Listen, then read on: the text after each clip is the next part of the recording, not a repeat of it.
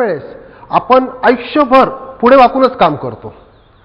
कारकून मंडळी पुढे वाकून काम करता, शिक्षक मंडळी पुढे वाकून काम करता, कॉम्प्युटर चालवणारे पुढे वाकून काम करता, पैसे मोजणारे अकाउंटंट पुढे वाकून काम करतात, बायका मंडळी तांदूळ निवडताना, गहू निवडताना, भाजी निवडताना, पोळ्या करताना, पोरांना आंघोळ वगैरे घालताना प्रत्येक वेळेस त्यांना पुढे वाकावं लागतं.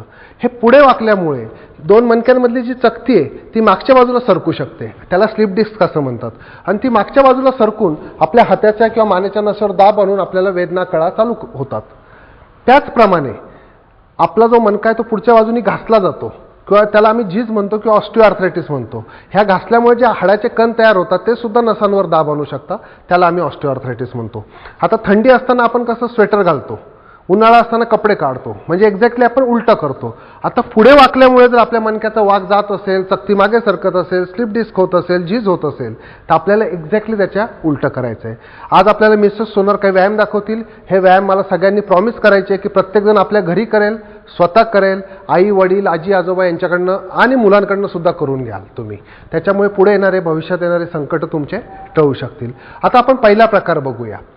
मंडळी हो, पहिल्या प्रकारामध्ये आपल्याला जो कान आहे तो खांद्याच्या एका बाजूला लावायचा आहे. जितकं मान ताणून घेतील तेवढी ताणून घ्यायची आणि मागच्या बाजूला डोकं पाठीला घासत घासत घासत घासत ह्या खांद्यापर्यंत यायचं आहे. ह्या खांद्याला आल्यावर समजा तुमच्या त्या हातामध्ये कळ चालू आहे, तर ह्या हातात कळ चालू असेल तर विरुद्ध दिशेला जेव्हा डोकं जातं, ह्या हातात कळ चालू असताना विरुद्ध दिशेला जेव्हा डोकं जातं तर त्या साईडला खूप जोर लावून घ्या. जोर लावल्यावर थोड्या वेळ ती पोझिशन तशी होल्ड करा आणि परत विरुद्ध मागच्या बाजूने यायचं. मागच्या बाजूला आल्यावर इथे खूप जोर लावून घ्यायचा. ह्या मध्यभागी आल्यावर जितकं डोकं मागे निघतं की काय इतकं वाटलं पाहिजे, एवढा जोर लागला पाहिजे आणि मग इकडे यायचं. अशा पद्धतीने हा जो प्रकार आहे पुढे आणण्याची गरज नाही, आपल्याला पुढे आणल्यामुळेच त्रास झालेला आहे, लक्षात ठेवा. ओके. हा जो प्रकार आहे हा प्रकार मंडळी हो, तुम्ही काम करताना हा प्रकार 10 वेळा करू शकता. दर 1 तासाने 10 वेळा करायचा असा नियमच करून घ्या.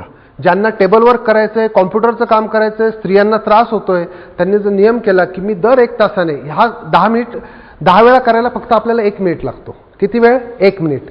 हा 1 मिनिट तुम्हाला देणं खूप गरजेचं आहे. आता जो दुसरा प्रकार आहे त्याच्यामध्ये आपली जी हाताची नस अडकलेली असते, समजा पतंगाची दोरी झाडात अडकली तर तुम्ही काय करता, टिचके देऊन पतंग तो मोकळा करता किंवा ती दोरी जो मांजा आपला अडकलेला असतो त्याला आपण मोकळा करायचा प्रयत्न करतो. त्या पद्धतीने मानेची नस जी मानेमध्ये अडकली ती मोकळी करण्याकरता आपल्याला विरुद्ध दिशेने डोकं ओढायचं आहे. आता हे जे डोकं आहे हे मॅडमनी पकडलं आणि इकडे त्या ओढतायत. ह्या वेळेस ह्या मागच्या भागाला ह्या साईडला खूप ताण पडला पाहिजे, हा ताण जाणवला पाहिजे. हा ताण जाणवल्यानंतर थोड्या वेळ ती पोझिशन तशी ठेवायची, मग विरुद्ध दिशेला करायचं.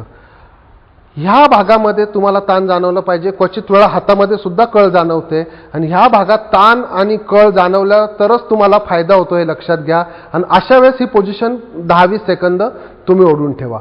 असं दोन्ही बाजूनी तुम्हाला 10 वेळेस करायचं आहे. मित्रांनो, हा व्यायाम देखील आपण दर 1 तासाने 10 वेळा करू शकतो. आता जो तिसरा प्रकार आहे, तिसऱ्या प्रकारामध्ये काही वेळेस आपली जी नसा असतात, काही जणांचे खांदे असे उतरते असतात आणि हे जे आपलं छिद्र असतं त्याच्यातनं ही नस अशी उतरती येते, त्याच्यामुळे ती कडेवर घासली जाते. जर खांदे आपले वर असतील तर ह्या छिद्रामधनं ही नस अशी येण्याच्या ऐवजी अशी येईल आणि ह्या कडेवर घासली जाणार नाही.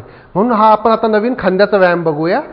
मॅडम आपल्याला खांद्याचा व्यायाम करून दाखवतील. आता ह्या प्रकारामध्ये खांदे जितके वर जाऊ शकतील तेवढे वर तुम्हाला घ्यायचे. वरती गेल्यानंतर एक 10 ते 20 सेकंद ही पोझिशन होल्ड करायची आहे. 20 सेकंद होल्ड केल्यानंतर हळूहळू हळूहळू खांदे खाली सोडायचे आहेत. थोड्या वेळ विश्रांती घ्यायची. विश्रांती घेतल्यामुळे स्नायू थकत नाही आणि परत हे खांदे वर करायचे.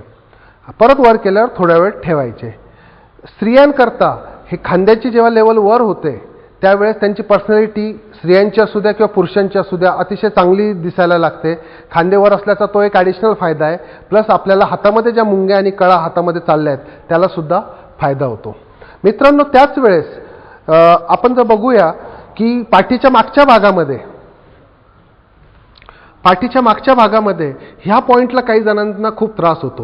म्हणजे स्पॉन्डिलोसिसमध्ये ही शीर दुखू शकते, हातामध्ये कळा किंवा मुंग्या जाऊ शकतात. त्याच्याशिवाय पाठीच्या एका बाजूला वरच्या भागात ह्या पॉईंटला दुखण्याचं प्रमाण खूप असतं. तर ह्या पॉईंटच्या दुखण्याकरता आपण एक प्रकार बघूया. याच्यामध्ये तुम्हाला मनगट आणि हात समांतर ठेवून एकाच प्लेनमध्ये ठेवून ते मागे न्यायचे असतात. आणि मागे गेल्यानंतर तुम्हाला तो जोर जाणवला पाहिजे, वेदना जाणवल्या पाहिजे त्या मागच्या पॉईंटला. जर वेदना जाणवल्यानंतर थोड्या वेळ ती पोझिशन होल्ड करायची, नंतर पुढे हात आणून क्रॉस करायचे एकमेकांना, परत पुढे हात आणून असे क्रॉस करायचे. क्रॉस केल्यानंतर परत मागे जाऊ द्यायचे. हात वर वेडे वाकडे गेले नाही पाहिजे. मागे गेल्यावर वेदना तुम्हाला जाणवल्या पाहिजे, त्रास जाणवला पाहिजे, तरच तुम्हाला ह्या व्यायामाचा फायदा होतोय.